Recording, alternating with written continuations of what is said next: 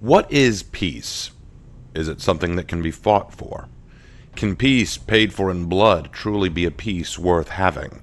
Or is peace something so important that it requires methods some might consider barbaric or horrific to achieve? Is mankind capable of achieving peace and unity without force, or are we all merely wild beasts in desperate need of a shepherd to guide us to green pastures? This series of questions is at the heart of any conversation when discussing war, history, and specifically the Mongolian Empire. And it is from this powerful empire that For Honor has brought us a brand new and devastating hero to Heathmoor, the Khattuns. But who are the Khattuns specifically? Is there more to them than we can imagine? Who are these deadly and merciless assassins of the steppe? Let's talk about it. Welcome back to Heroes in History, where we take a look at all of For Honor's heroes and decide just who they're based on in history and whether or not they do their counterparts justice. Today, we're taking a look at the brand new assassin hero for the Outlanders, Khattuns.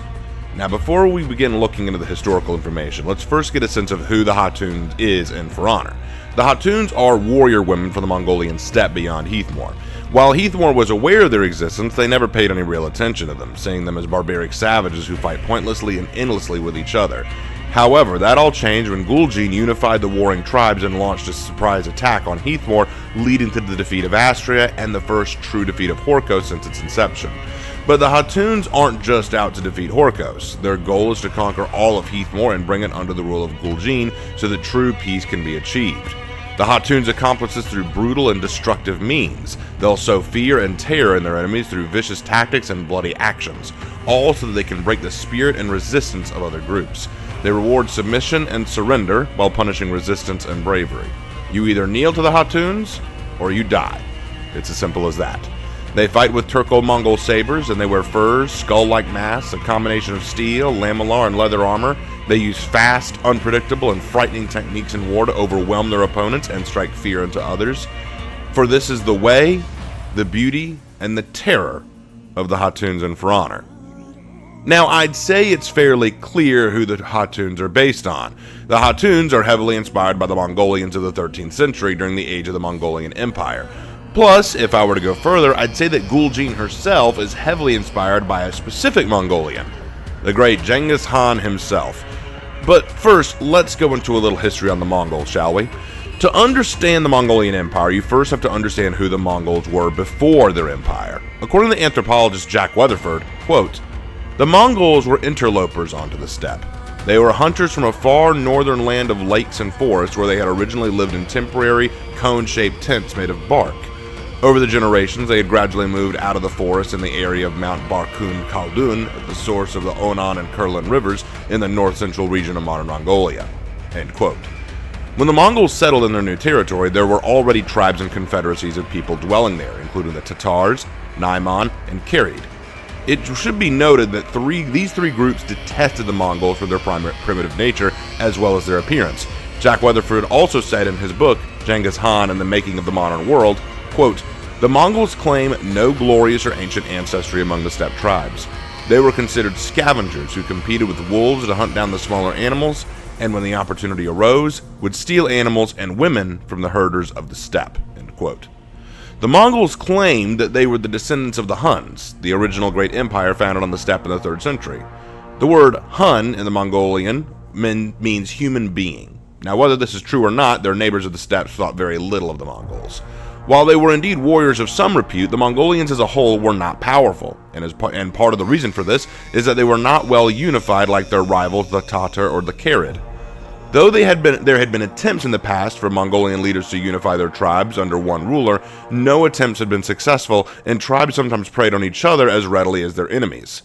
You have to understand that in steppe culture, the closer your kinship, the stronger your ties. If you were not kin, you were already assumed to be an enemy.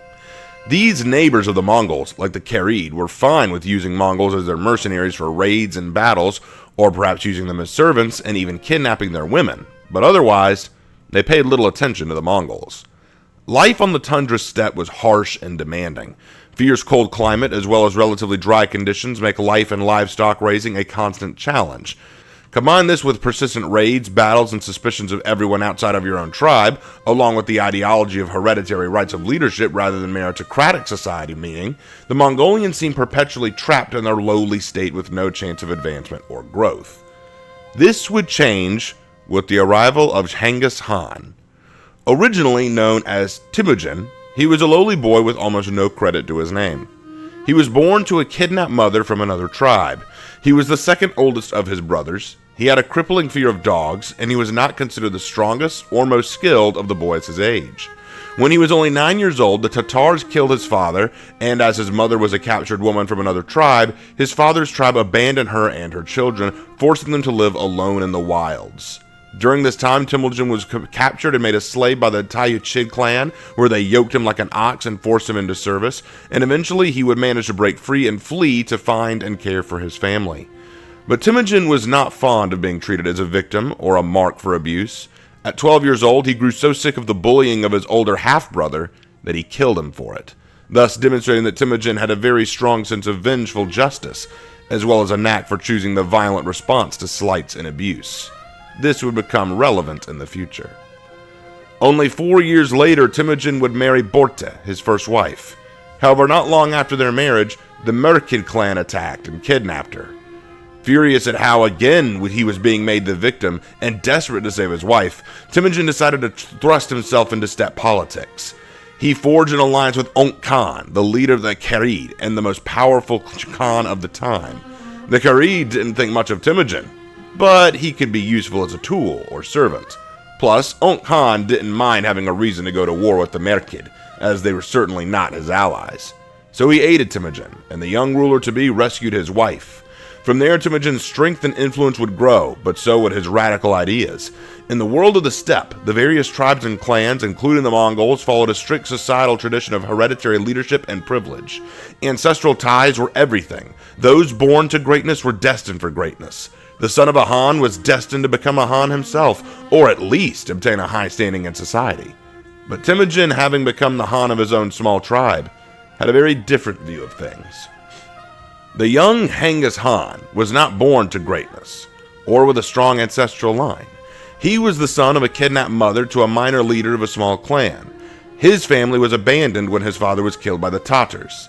He was essentially no one, and yet he had the opportunity to become something great.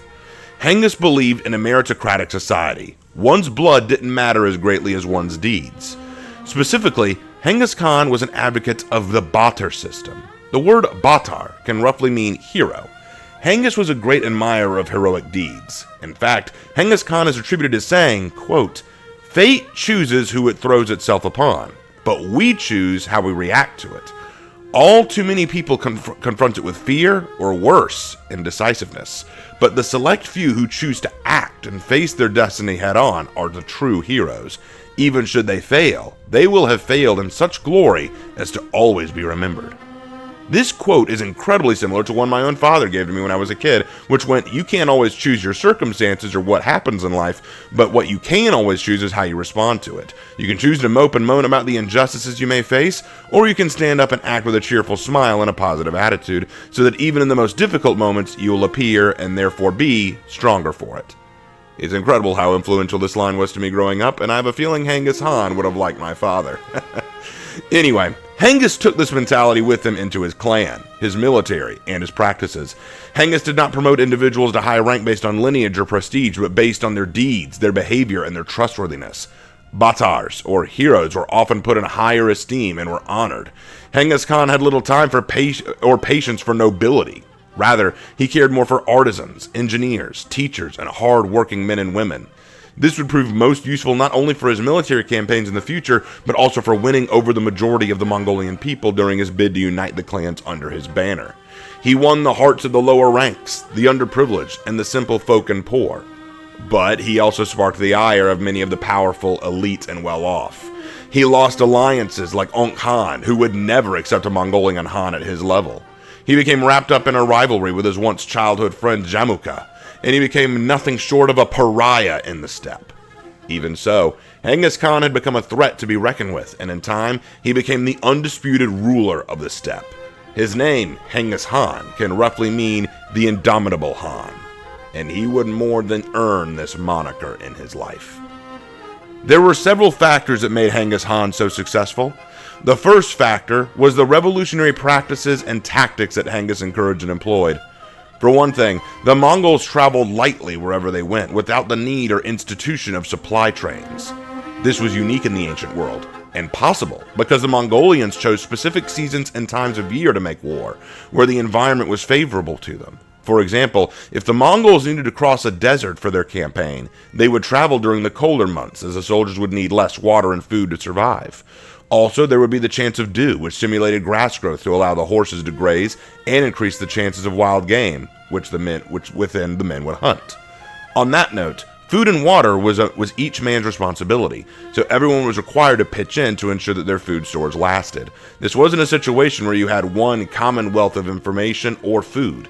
You had to get what you needed for yourself.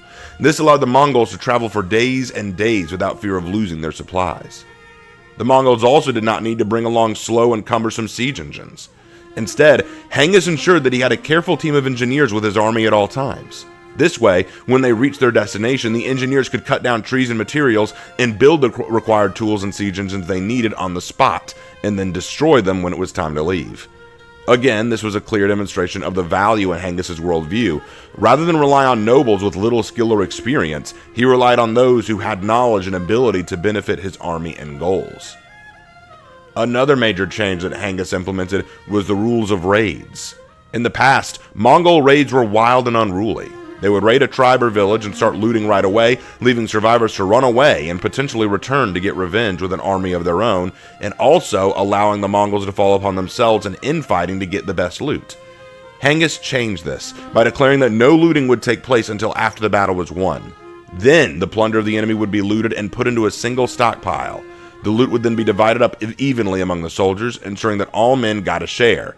Genghis also ordered it that a certain percentage of the plunder would always be reserved for the families of dead soldiers so that they had something to live off of. These decisions made sure that the enemies that were vanquished couldn't rise up again to take revenge, and it also won the admiration and loyalty of his soldiers and their families. The second major factor was Genghis Khan's view of war and peace and how he waged both. To Genghis Khan, war was not a sporting event or performance. It was complete and utter victory or crushing defeat. There was no middle ground. For this reason, Genghis Khan practiced unapologetic cruelty upon those who resisted and great amnesty and kindness upon those who surrendered. It was a common tactic of the Mongols to completely destroy and ravage a collection of small villages and towns leading up to a larger city in an attempt to scare the population into surrendering before they had even arrived, especially when the population learned of some of the atrocities the Mongols were capable of.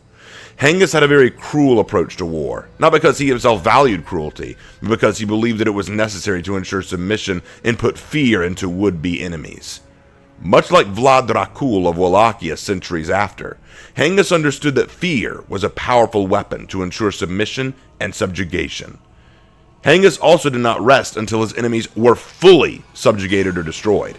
He learned early on that to let a potential enemy escape to rebuild was a dangerous mistake that could be very costly.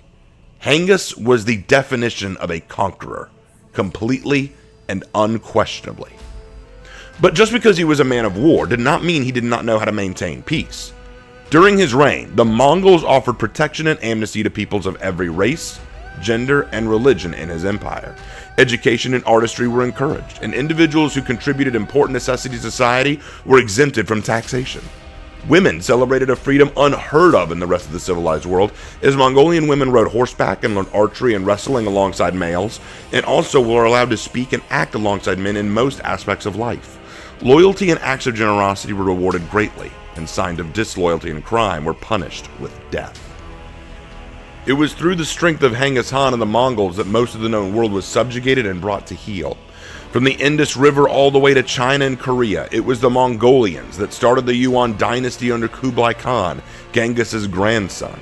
The Mongols, having gained control of the Silk Roads going through most of Asia, had exclusive access to much of the tradable goods coming from and going to Europe. The world that Genghis Khan built by the end of his reign was starkly different from the one he was born into. He transformed the difficult and underprivileged lifestyle of his people into a bustling, lavish, and exemplary one. and the effects of Mongolian conquest, culture, and warfare can still be felt long into the future. It would be no exaggeration to say that Genghis Khan and his efforts helped to mold the modern world. As Genghis Khan said, fate will choose you at its own time. And I think it's safe to say that fate did indeed choose Genghis Khan, and how he responded was exceptional. At some point, I need to do a whole video breaking down the rise of Genghis Khan like I did with Vlad the Impaler, but that's for another day. For now, though, I think we have enough of a picture to start talking about the Mongol and Genghis' connection to the Khattuns. Firstly, the Khattuns of For Honor were described initially as warring tribes and clans that were eventually unified by Gul'jin, which is a direct reference to Genghis Khan's exploits. Later, we learn that Gul'jin has come to Heathmore to bring her own version of peace, by using cruel and destructive tactics to strike fear into her enemies and punish any of those who resist and fight back. Again, this is very similar to Genghis Khan's tactics we know about, and very reminiscent of the Mongolians. I also think it's a nice subtle reference given in the lore of the Mongolians and Wulin that they are mortal enemies in the game. This isn't entirely inaccurate. The Chinese never had great relations with their Mongolian neighbors, and in 1234, Genghis' third son, Genghis Khan, would conquer the Jing dynasty and crush northern China. When Mongols Khan became a great Khan after Genghis' son, he gave Kublai Khan, his brother, a larger portion of land in Chinese provinces to rule over. Kublai would start to modernize the territories he conquered by building Confucian schools, creating a paper currency in China, which to this day is still called the Yuan. Yuan dynasty, created by the Mongols. Yuan is still the term for Chinese currency. He revived and encouraged Chinese rituals and stimulated growth for agriculture and commercial gain. As a result of this, many Chinese defected to the Mongolians to help overthrow their Jin overlords, and this would be the beginning of a long-standing Chinese-Mongolian relation, which would be pivotal in not only the destruction of the Song dynasty, but also the rise of Kublai. When Mongols Khan died during his wars with the Song dynasty, there was a division and uncertainty over who would be the next great Han. The choice was between Kublai and Arik Boke. Kublai used his influence with the Chinese to bolster his strength and played to the bureaucratic expectations and desires of the Chinese people, thus making him far more powerful and ensuring he would be considered the great Han.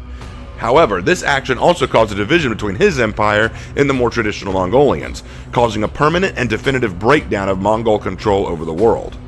This, I believe, could all be tied into Gul'jin's relationship with Zhe and the Wulin, an alliance between enemies formed for a greater purpose, but perhaps with grave consequences later.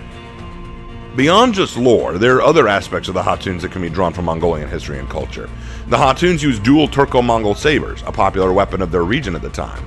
They were adorned in steel, lamellar, and leather, which were also common clothing and armor style for the later Mongolian soldiers. The style of fighting isn't something we can truly measure here, though. Mongolians were famous for cavalry and horse archery tactics, which the Khattuns lack. While they certainly can and did engage in hand-to-hand combat historically, we don't know exactly how their fighting might have looked. That said, we see that the Khattuns seem to have a love of wrestling, as they have an execution dedicated to it.